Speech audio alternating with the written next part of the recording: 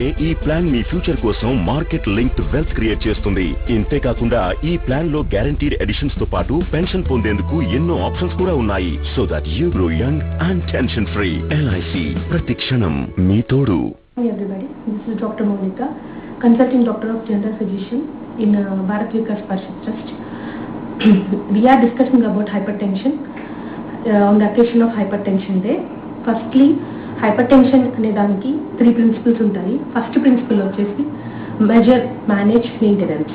ఈ 3 ప్రిన్సిపల్స్ అనేది first follow అవ్వాలి. ఎవరికైనా కానీ బీపీ అనేది నార్మల్గా 120/80 అనేది ఉంటుంది.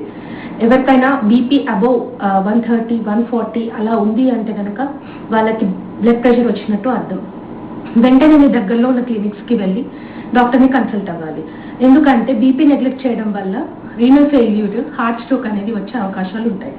సో ఫస్ట్గా మీరు డాక్టర్ దగ్గరికి వెళ్ళినప్పుడు వాళ్ళు 3 days బీపీ ప్రెషర్ అనేది మానిటర్ చేస్తారు.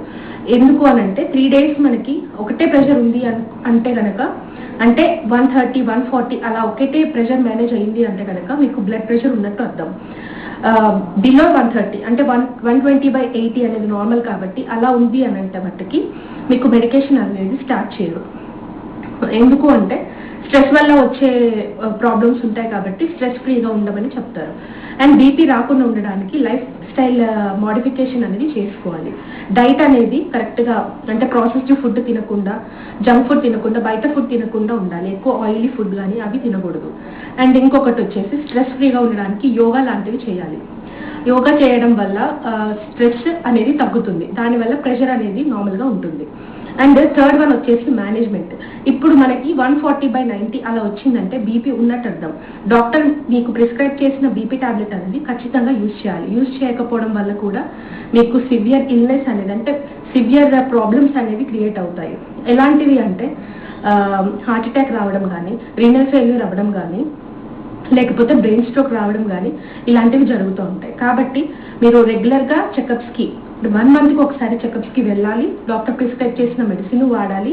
మెడిసిన్ వాడిన తర్వాత మీరు మంచి డైట్, 30 minutes కార్డియక్ ఎక్సర్సైజ్ చేయాలి. మంచి డైట్ తీసుకోవాలి. Bad habits means alcohol, smoking అనేది కంప్లీట్గా మానేయాలి. Issued in public interest by Unison Pharmaceuticals. ये है दुनिया का सबसे वाटर रेजिस्टेंट टेबल. యాక్టింగ్ ఎంత చెత్తగా ఉన్నా టేబుల్ మాత్రం పాడవదు. ఇది గ్రీన్ ప్యానెల్ HD